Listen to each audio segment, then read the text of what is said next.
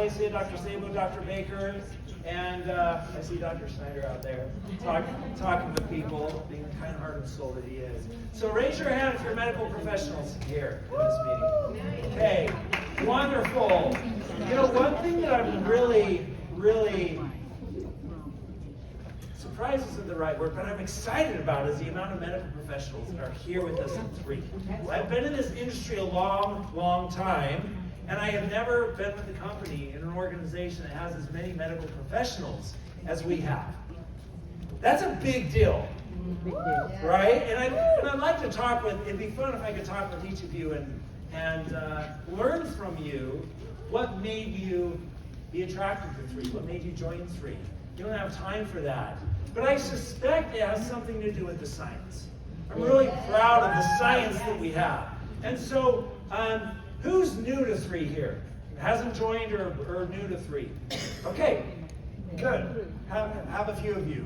A lot of you, actually. So, what I want to do today is to explain to you why 3 is powerful, why it can transform human health, and why it's something that you can, as a medical professional, you can use in your system, in your practice, in your methodology to transform health, okay? Does that sound good? Yes. Okay. So, to get started, so I'm going to talk about a few things, and then I'd like to give some time for a question and answer, okay? And we'll do that, you know, maybe the last 30 minutes or so. So, what you need to know about 3 is it all comes down to one word. One word. Molecules. It really does. Molecules, molecules, molecules. Here at 3, we love our beautiful molecules. Who here took organic chemistry? Yeah, okay, all right. And keep your hand raised if it was your favorite class of all time. Okay, a few of them. Yeah, most medical professionals, when they learn I'm an organic chemist, they proceed to tell me some horror story, right? About how their OChem class was the worst, and it was terrible, and they barely passed, and whatever. I was an OChem professor for 7 years. I love organic chemistry, right? You know, if we had time, we'd like get up and draw chair structures. Who wants to draw chair structures? You remember those? Resonance forms. Who remembers drawing resonance structures? Oh yeah, isn't that beautiful? Covalent bonds, ionic bonds. Yeah. Density functional theory. We can talk about all sorts of things, you know? SN1, SN2 reactions, you remember those? Yeah. Yeah. Some of you are like, you know, I came here for a good time. I don't want to have PTSD, right? Now I'm going to be up at night, compulsive. But really, it comes down to molecules.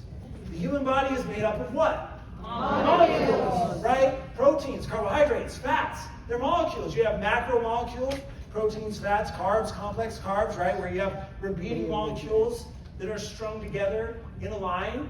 You have DNA, RNA. It's made up of molecules, right? Nucleic acids, ribonucleic acids, deoxynucleic acids. And then you have vitamins, minerals, right? Made up of molecules. What's your favorite atom, by the way? Do you have a favorite atom? Gold. Gold.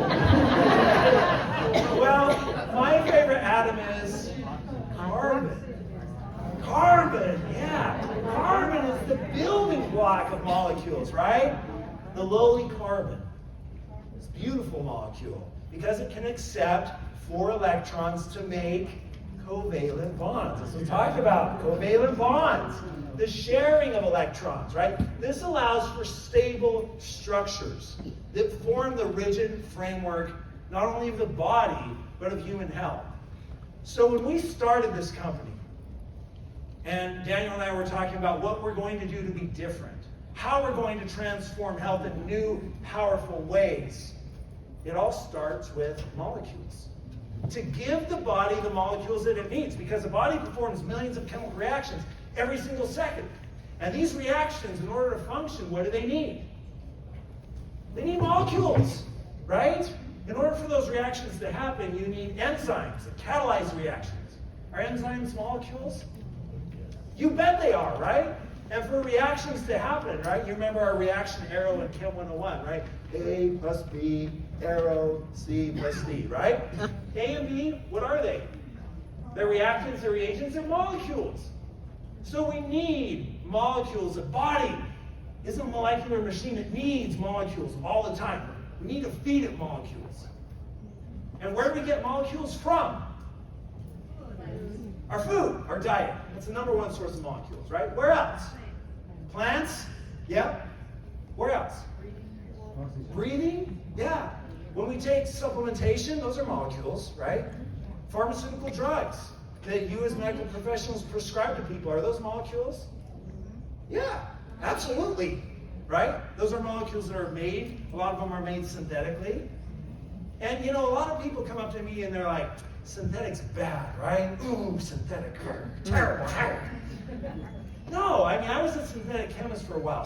Synthetic is not bad, synthesis. I mean, the idea of building its molecules, right? Building a new molecule, that feeling that you get when you make a molecule that has never been made in the universe before. Oh, man. You go to like SciFinder, there's a database called SciFinder where you can type in you can draw a molecular structure and it'll tell you if it's in the database or not. I remember August 2001, I made a molecule in a lab and I typed it into SciFinder and it showed no results. Oh, I can still remember the rush, right?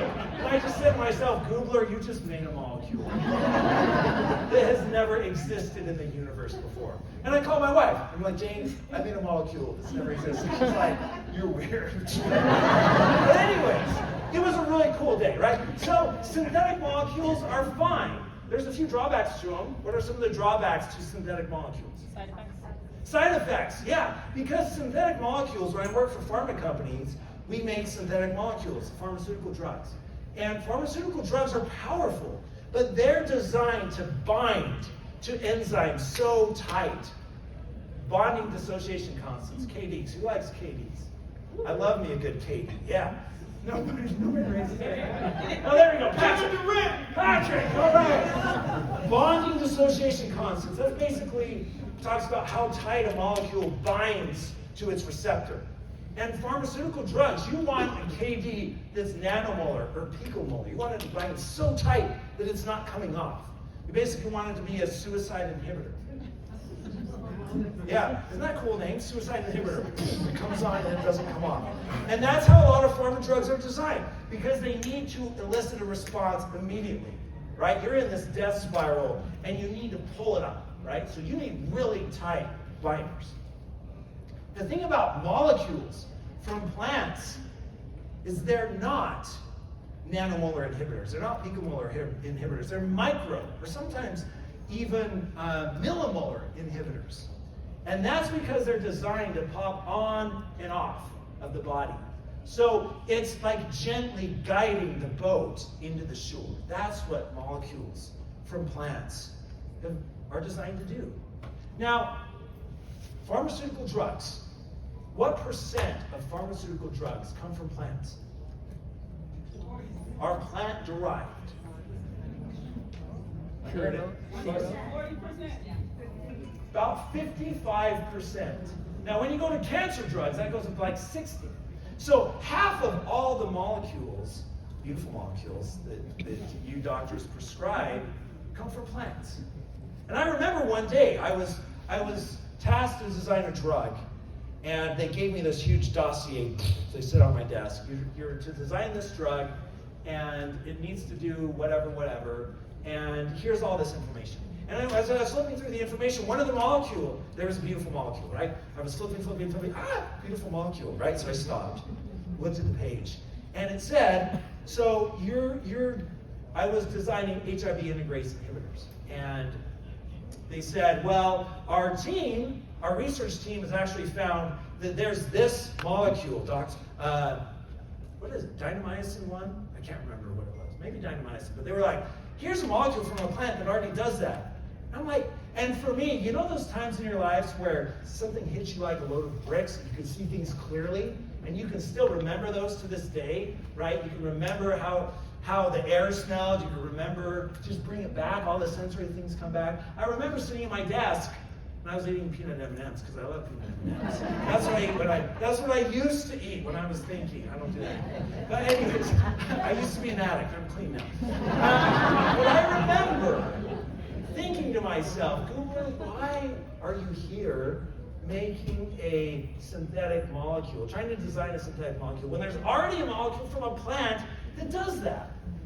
Good. Like, what are you thinking? And from that time on, I switched. I left synthetic chemistry and I moved to natural products chemistry, the study of natural molecules from plants and their ability to change health.